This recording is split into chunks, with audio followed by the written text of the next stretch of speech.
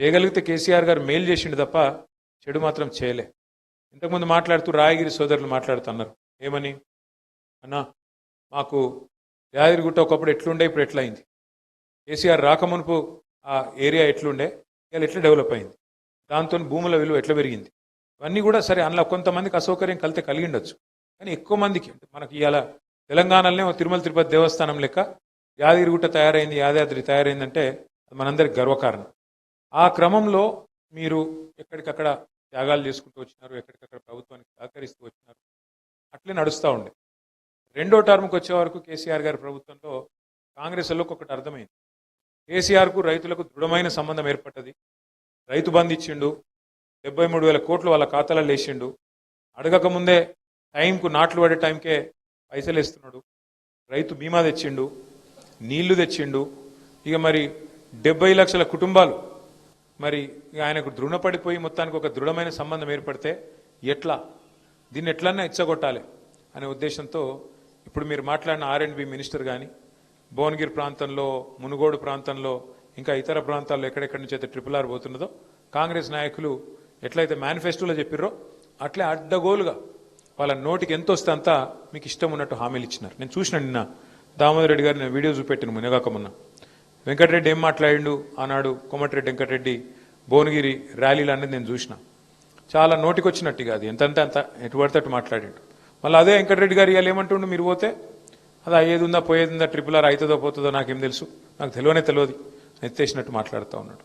ప్రియాంక గాంధీ గారు అంటే ఇవాళ MP సోనియా గాంధీ గారి కుమార్తె, రాహుల్ గాంధీ గారి చెల్లె, ఆమె కూడా చెప్పింది కదా ఇక్కడికి వచ్చి, వాళ్ళు వీళ్ళు కాదు ఇలా కేంద్రంలో ఒక ముఖ్యమైన బాధ్యతలో ఉన్నవాళ్ళు, రాష్ట్రంలో ఉండే కాంగ్రెస్ పార్టీకి అధినాయకులుగా ఉండేవాళ్ళు, ఆమె కూడా చెప్పింది కదా మేము అవతలకి తీసుకుపోతాం, 40 కిలోమీటర్లు అవతల తీసుకుపోతాం, అంతా ఒకటే పద్ధతిలో చేస్తాం, శాస్త్రీయంగా చేస్తాం అని చెప్పిండ్రు. ఆ మాటలన్నీ నమ్మి మీరు భువనగిరిలో గెలిపించారు, మునుగోడులో గెలిపించిండ్రు, మొత్తం నల్గొండ జిల్లా అంతా కూడా గెలిపించినారు, ఇంకా చాలా చోట్ల కూడా గెలిపించినారు. దాని దయతోనే మీ దయతోనే ఇలా కాంగ్రెస్ గద్దెనెక్కింది, అధికారంలో కూర్చున్నది. వాస్తవం మీరందరూ నల్గొండ జిల్లాలో గుద్దితే మా అధికారం పోయింది, కాంగ్రెస్ వాళ్ళకి అధికారం వచ్చింది. ఇది వాస్తవం. 12 సీట్లలో మేము గెలిచింది ఒకటే నల్గొండలో. అది కూడా ఎక్కడ, నల్గొండ మొత్తం భారతదేశంలో నంబర్ 1 జిల్లా వరిధాన్యం ఉత్పత్తిలో.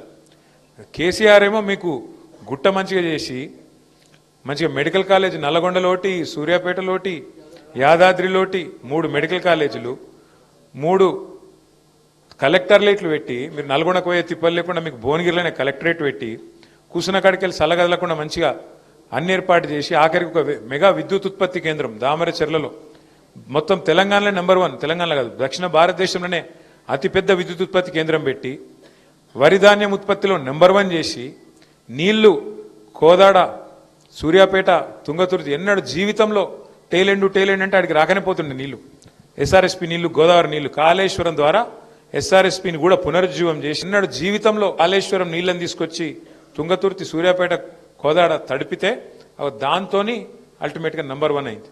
ఒక గంధమల్ల, ఒక బస్వాపూర్, ఇవన్నీ కూడా బాగా చేసి మీకోసం శివనగూడెం, చెర్లగూడెం ఒకటి కాదు కేసీఆర్ చేసింది ఏందో ఒక్కసారి మననం చేసుకోండి. మా మల్లన్న యాద్ చేస్తున్నాడు, బొక్కలలో మూలుగా చచ్చిపోయి నడుమిరిగిపోయిన నల్గొండకు మళ్ళా చెయ్యి కర్రాయి నిలుస్తున్నాడు కేసీఆర్ గారు. ఫ్లోరైడ్ని చంపి, ఫ్లోరోసిస్ మహమ్మారిని చంపి మిషన్ భగీరథతో పూర్తి చేసినాడు కేసీఆర్. సో ఇవన్నీ జరిగినా కూడా మీరు ఎక్కడ ఆందోళన పడ్డారు? ఇన్ని జరిగినాయి కరెక్టే, ఇవన్నీ కేసీఆర్ చేసిండు కరెక్టే, కానీ మా కడుపు మాదే పోతున్న భూమి అని చెప్పి ఆక్రోశంతో అవతల చెప్పింది నమ్మి ఇక సరే దాని మీదకి వెళ్ళి కొన్ని ఆశ కూడా పెట్టిరు అనుకో. వాళ్ళు ఏమేమి ఆశ పెట్టిరో మీకు అన్నీ ఆదుకున్నాయి. ఆయన 10,000 ఇస్తే మేము 15,000 ఇస్తామన్నారు, రైతు బంధు. కేసీఆర్ 2 పంటలు ఇస్తుండే మేము 3 పంటలకు ఇస్తామన్నారు. ఆయన ₹1,00,000 ఇస్తే లగ్గానికి మేము తులం బంగారం ఇస్తామన్నాడు. ఇక ముసలోళ్ళకు 2,000 ఇస్తే నేను 4,000 ఇస్తా అన్నాడు. ఆయన ముసలమ్మకో ముసలయ్యకో ఇస్తుండు, నేను ఇద్దరికి ఇస్తా అన్నాడు. ఇట్లా ఒక్కటి కాదు, ఇక నోటికి ఎంత వస్తే అంత చెప్పుకుంటా పోతే మీరు కూడా సరేతి 10 ఏళ్ళు ఆయనకి ఇచ్చినాం కదా, వీళ్ళకు 5 ఏళ్ళు ఇద్దాంతి అని చెప్పి ఇక్కడ కూర్చున్న వాళ్ళలో నాకు తెలిసి 99% మంది కాంగ్రెస్ని గెలిపించిన వాళ్ళే ఉన్నారు. అంతేనా?